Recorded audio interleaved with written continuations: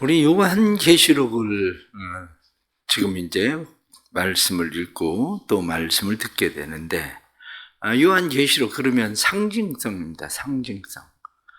무엇을 상징하기 위해서 내세우는 거죠. 그런데 문제는 사람들이 이 상징성에 대해서 생각을 할 때 상징성은 뭐냐? 이것을 생각하면 무엇을 이야기하려고 그것을 상징한 것인가? 사실은 그게 중요한 거거든요. 내가 누군가에게 이야기하기를 개미 좀 봐라, 이렇게 이야기를 합니다. 개미 좀 봐라, 그렇게 이야기했더니 그 사람이 개미에 대해서 연구를 합니다. 개미에 대해서. 제가 왜 개미를 보라고 그랬겠습니까? 제가 개미를 보라고 얘기할 때는 이유가 있을 거 아니에요. 개미 좀 봐라. 개미 젖으로 조금만 해도 저렇게 부지런하게 열심히 그냥 일을 하는데 개미 좀 봐라. 그 얘기 아니겠어요? 그런데 개미에 대해서 연구를 많이 합니다. 그런데 개미에 대해서 배우는 건 하나도 없어요. 연구만 해서 머릿속으로 그걸 담고만 있지. 그런데 또 어떤 사람은 개미 좀 봐라, 그렇게 이야기했더니 그 사람은 이야기할 겁니다. 자기를 개미만도 취급을 안 한다고, 개미만도 취급 못하게 지금 살고 있는 모습인데 뭘 그걸 개미 취급도 안 한다고 얘기를 합니까? 개미 좀 봐라. 그러면 개미도 저렇게 사는데 부지런하게 열심히 살아야 되겠다. 그 생각을 해야 되는 거지. 요한계시록이 그런 겁니다. 어떤 사람은 요한계시록 오늘 성경에 나타나는 이런 말씀들을 보면 24장로가 누구냐, 24장로 누구면 어쩔 건데요. 그걸 막 연구, 녹보석이 뭐냐, 홍보석이 뭐냐, 막 거기에 대해서 연구해서 막 요한계시록을 써. 그래서 뭐 할 건데? 홍보석이면 어떻고 녹보석이면 어떻게 할 건데?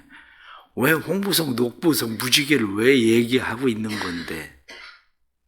요한계시록을 읽을 때에 사람들이 잘못 생각하고 있는 것들이 이제 그런 거죠. 굳이 이해하려고 하지 않아도 되는 일들에 대해서 사람들은 그것을 이해하고 그것이 무엇인가 자세하게 알기를 원하는 궁금증을 모르는 게 아니라, 그 궁금증보다도 더 중요한 것은 요한계시록을 그때 당시에 왜 썼을까? 바로 이 문제거든요. 요한계시록 2장 3장 쭉 보면서 말씀했던 것처럼 요한계시록이 7교회에 대해서 쭉 이야기를 할 때 7교회에 대해서 왜 이야기를 하고 있습니까? 7교회에 대해서 이야기하고 있는 한절 같은 내용은 다 똑같습니다. 견고하여 흔들리지 마라, 처음 믿음 버리지 말고 서 있어라, 그 얘기 하려고 하고 있는 거 아닙니까? 그 이야기를 하려고 하고 있는 건데, 이기는 자에게 내가 이렇게 너희에게 은혜 베풀겠다, 상 베풀겠다, 그러니 끝까지 이겨라, 그 얘기하고 싶은 거예요. 그런데 뭐 에베소 교회에 대해서 그렇게 열심히 연구하고, 사대교회에서 그렇게 열심히 연구하고, 책망받은 교회는 누구냐, 칭찬받은 교회는 누구냐, 그게 그렇게 중요한 게 아닙니다. 그 얘기를 하려고 하는 게 아니라, 그 7교회들을 이야기하고 있는 것은 한결같이 다 견뎌라, 이겨라, 끝까지 서 있어라, 믿음 지켜라, 그 얘기하고 싶어서 지금 7교회에 대한 이야기를 하고 있는 겁니다. 마찬가지로 오늘 3장 4장에 나타나는 이 말씀들은 요한이 하늘 보좌를 보게 됩니다. 하늘 보좌를 봤더니 그 하늘 보좌에 4장 5장에 나타난 말씀은 하늘 보좌를 보게 됩니다. 하늘 보좌를 보니까 하늘 보좌에 높으신 분이 앉아 계셔요.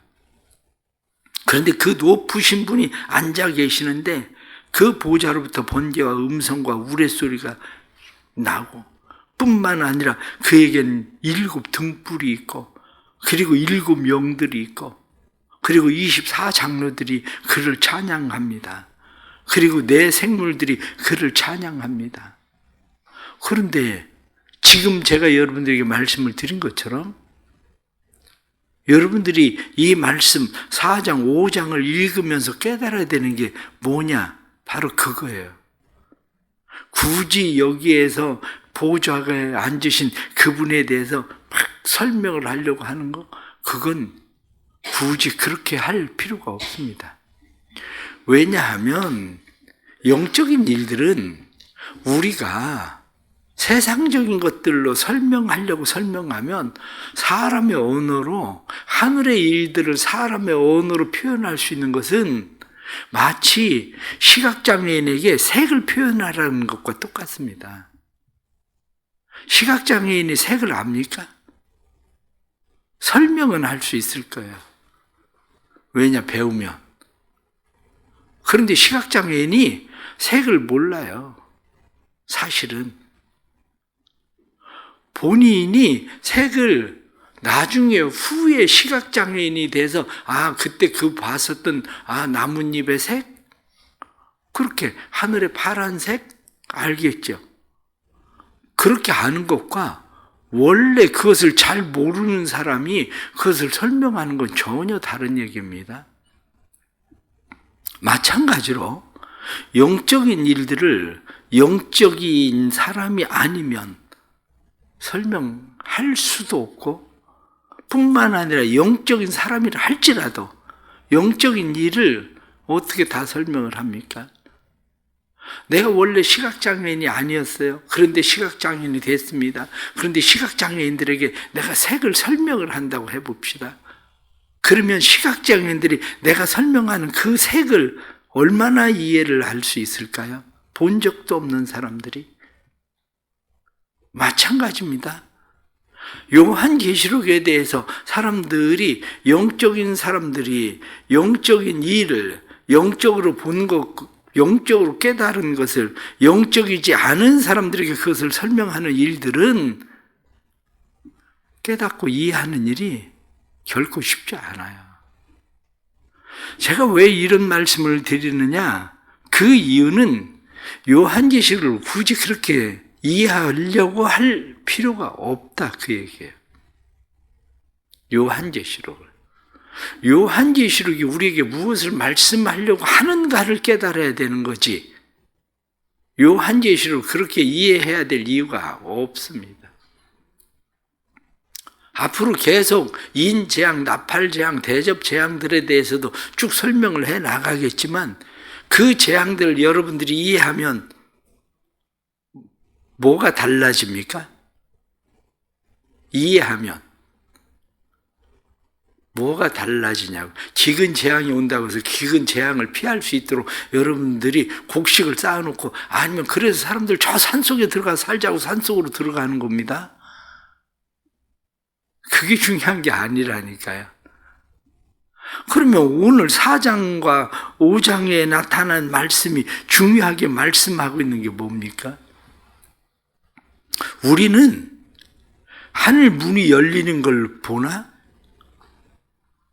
말씀에 나타나는 것처럼 요한이 그 음성이 이르되 이리로 오라, 이렇게 말씀하시는 것처럼 그 음성을 듣나?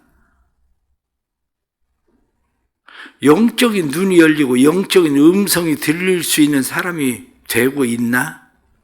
그 얘기예요.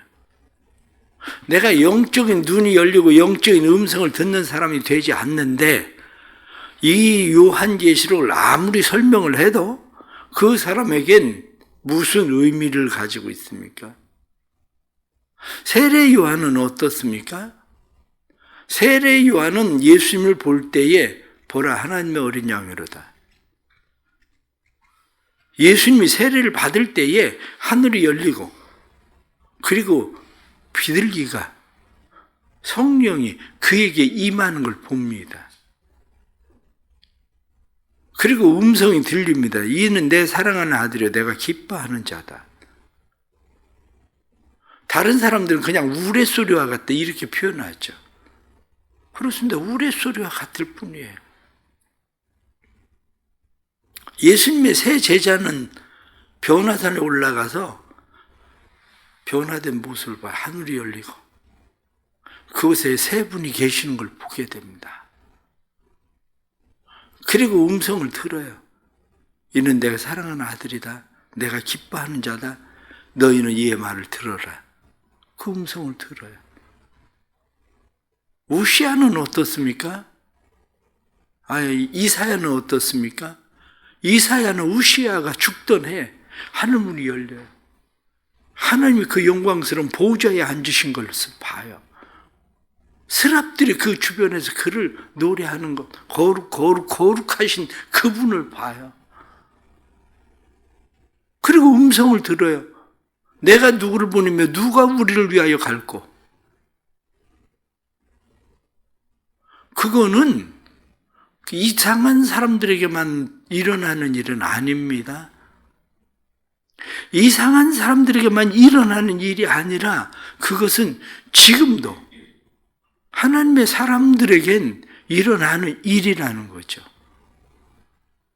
지금도 그것이 하나님의 사람들에게 일어나는 일을 성경은 쉽게 설명합니다. 말라기 3장 10절엔 뭐라고 말합니까? 내가 하늘문을 열고 너희에게 복을 쌓을 것이 없도록 내가 붙지 아니하나 보라. 하늘 문을 여시겠다고 그러잖아요. 성경이 말씀하고 있는 것은 하늘 문. 여러분들은 하늘 문을 봅니까?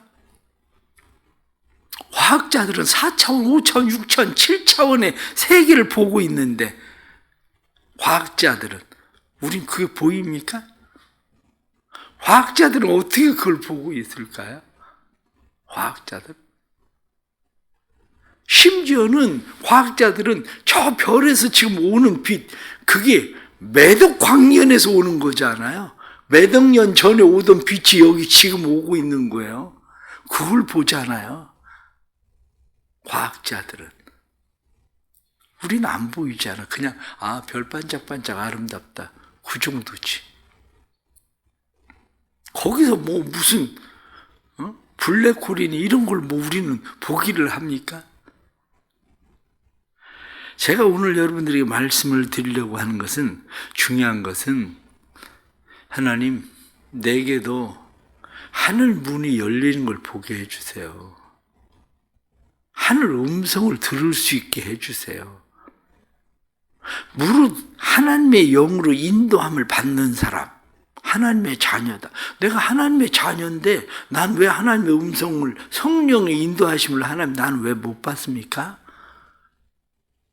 내가 성령의 인도함을 받고 살게 해주세요. 하나님의 음성을 들을 수 있게 해주세요. 그게 중요한 거 아닙니까? 하나님이 이 공간 안에 계시다는 것을 내가 볼 수 있는 영적인 눈이 열리면 우리 삶이 달라지지 않겠어요? 그런데 느끼지도 보지도 못하고 듣지도 못하니까 우리의 삶은 아무리 연구해도 달라질 일이 없습니다. 예수님 말씀하시잖아요. 볼지어다 내가 문 밖에 서서 두드리노니 라오디게아 교회에게 문을 열면 내가 그리로 들어가겠다 이렇게 말씀하시는 것처럼 내 앞에 문을 두드리시는 분, 내 마음에도 문이 있어서 그 문이 열리고 그 문이 닫히는데 이 문이 열리고 닫힐 때에 주님이 내게 오시겠다고 성경이 말씀하고 있는데 그것을 내가 알고 있나? 그게 중요하지 않겠어요? 우리 마음의 문은 어떻게 엽니까? 회개로 마음의 문을 여는 겁니다. 내가 죄인됨을 깨닫고 누구든지 내 음성을 듣고 성경에 말씀하는 것처럼 하나님의 아들 예수 그리스도 그분을 영접하는 자 곧 그 이름을 믿는 자들에게는 하나님의 자녀가 되는 권세를 주셨으니 성경이 말씀하는 것처럼 내가 회개하고 내 마음의 문을 여는 거, 그게 중요한 거죠. 그게. 또 오늘 성경에 나타나는 말씀에 많은 말씀들이 있지만 그것을 한마디로 이야기하면 하늘 보좌에 앉아 계신 그분, 그분에게 하고 있는 예 뭡니까? 다 찬양하는 거예요. 그분을 예배하는 겁니다. 나는 예배자가 되어 있나? 보좌라고 하는 게 무엇을 상징합니까? 다스림과 통치입니다. 보좌는 하나님의 다스리심과 하나님의 통치하심, 영광과 존귀와 능력을 받으시기에 합당하신 그분에게 우리를 다스리고 통치하시는 그분에게 영광과 찬송을 돌리는 거. 나는 하나님의 다스림과 통치를 인정하고 하나님이 내게 말씀하실 때에 그 말씀을 따르려고 하는가? 순종하려고 하는가? 나는 하나님의 은혜 보좌 그것에 어떻게 나아가는가? 그것을 히브리서 4장은 분명히 말씀합니다. 예수 그리스도로 인해서 우리가 그 은혜의 보좌 앞에 담대히 나아갈 자격을 얻었느니라. 그렇게 말씀하지 않아요. 담대히 나아갈 자격을 얻었다. 우린 그 은혜 보좌 앞에 담대히 나아갈 수 있는 사람들입니다. 24장로들이 그 자리를 다 차지하고 있어가지고 이제 우리는 차지할 자리가 없겠네? 신천지에서 얘기하는 것처럼 14만 4천 명이 다 차지해가지고 우린 차지할 자리가 없네. 그러면 성경에 나타난 라우디게아 교회에게는 왜 이기는 자에게 그 보좌에 앉게 하겠다고 말씀합니까? 우리에게도 우리가 그분 앞에 갔을 땐 우리에게 자리를 주시겠죠. 우리에게. 바로 우리가 그것을 믿는다면 24장로가 지금 무엇을 하고 있었는가? 그것을 보는 것처럼 우리가 해야 될 일은 하나님을 예배하고 하나님을 찬양하는 일입니다. 그게 우리가 해야 될 일인 거죠. 내 생물은 어떻습니까? 내 생물은 사자 같고 송아지 같고 사람 같고 독수리 같았다. 사자 같다. 사자는 용맹성입니다. 무엇도 두려워하지 않는 것. 우리가 세상에 무엇도 두려워하지 않고 하나님을 예배하는 예배자 되는 것. 정부에서 뭐라고 얘기를 하든지 당신이 예수를 믿으면 하나님을 예배하면 죽이겠다. 초대교회에 그렇게 얘기해도 사자처럼 그 사람들은 담대하게 가서 예배를 드리고 죽었어요. 사자처럼. 소가 상징하는 건 힘을 상징합니다. 힘있게 예배하는 거예요. 하나님을 힘있게. 내 힘을 다해서, 내 마음을 다하고 뜻을 다하고 힘을 다해서, 목숨을 다해서 성경에 말씀한 것처럼 힘 다해서 하나님을 예배하는 거. 그 소가 예배하듯이. 사람은 지혜를 상징합니다. 뜻을 다해서. 내가 힘을 다해서 예배자가 되는 것뿐만 아니라 뜻을 다해서 하나님 앞에 예배자 되는 것. 내가 계획적으로 하나님 앞에 매주일은 예배를 드리기로 계획을 했잖아요. 내년에는 올해는 그래 내가 찬양 예배는 하나님 앞에 예배를 드리라. 금요 기도에 나가서 하나님 앞에 기도하리라. 기도하면 우리의 기도가 오늘 5장에 나타나는 말씀처럼 향에 담겨서 올라간다는데 내가 하나님 앞에 그렇게 기도하리라. 이게 바로 사람이 하나님 앞에 예배하는 생물처럼 우리가 뜻을 다해서 지혜를 다해서 하나님을 예배하는 일입니다. 독수리는 신속성이에요. 신속하게 빠르게 하나님 앞에 예배 드리기로 마음 먹었으면 하나님 앞에 그렇게 힘 다해서 신속하게 그냥 내일로 미루는 것이 아니라 우리가 신속하게 예배하는 거. 우리가 배워야 되는 일들은 그런 거지. 거기에서 상징하고 있는 무지개 그게 무슨 약속이냐. 그게 그리 중요하지 않다니까요. 눈이 열려야 돼요. 영적인 눈이 열려야 되고 영적인 귀가 열려야 됩니다. 그래야 진짜 하나님을 보게 되고 하나님이 우리 가운데 거하심을 느끼고 그분의 인도함을 받고 그분 앞에서 진짜 예배자가 되는 겁니다. 그게 열리지 않는데 무슨 진짜 예배자가 됩니까? 그게 열리지를 않는데 24장로와 생물들이 하나님 앞에 예배하던 것처럼 우리는 그렇게 예배하는 거죠. 주께서 높은 보좌에 앉으셨는데 그 옷자락은 성전에 가득하도다. 정말 주께서 그 보좌에 앉으셨는데 거기로부터 주님의 옷자락이 성전에 가득하게 내려오는 흘러오는 그 모습, 그걸 보는 것 같아. 영적인 눈이 열리는 게 중요하죠. 그래야 우리가 거룩하도다 만군의 여호와, 그 영광이 온 땅에 충만하시도다. 이게 열려야 그 영광이 이 땅에 충만한 것을 보는 거지. 영적인 눈이 열리지 않고 귀가 열리지 않는데 무슨 진짜 예배자가 되겠습니까? 그게 정말 그걸 한번 보기만 해도, 경험하기만 해도 예배를 드리면 그 경험이, 그 본 것이, 그 들리던 것이 내 안에 훅 들어와서 나를 그렇게 하나님 앞에 엎드릴 수밖에 없게 하는 거. 이게 필요한 겁니다. 영적 그리스도인들이 되기를 바랍니다. 지식이 아니라 그래야 삶의 예배자가 됩니다. 우리가 삶의 예배자로 하나님을 만나는 은혜가 삶에 늘 있어지기를 간절히 바랍니다. 기도하겠습니다. 하나님, 우리의 마음과 생각을 여실 뿐만 아니라 우리의 지혜를 열어주옵소서. 하늘 보좌가 보이게 해주시고 그곳에서 예배하던 예배자들이 보이게 해주시고, 뿐만 아니라 우리가 하늘 보좌를 보고 그런 예배자 되게 해주옵소서.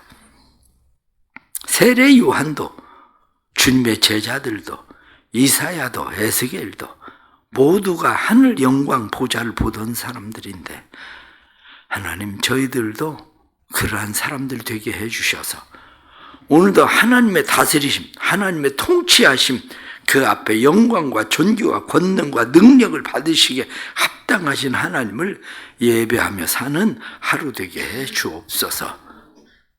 하나님의 영광이 성전에 가득한 것을 보게 해 주시고 온 땅에 가득한 것을 보게 해 주셔서 오늘 하루도 진정한 예배자 되게 해 주옵소서. 우리의 드리는 기도가 성도의 향기가 기도가 되어서 그 성도의 기도가 검은고와 함께 금향 가득한 대접에 담겨져 올라가는 향기와 같은 기도임을 믿고 기도하는 지도자들 되게 해 주옵소서. 이 나라를 도우시고 이 나라에 하나님의 은혜 베푸셔서 하나님의 도우심이 있는 나라 되도록 도와주옵소서. 예수님의 이름으로 기도드리옵나이다. 아멘.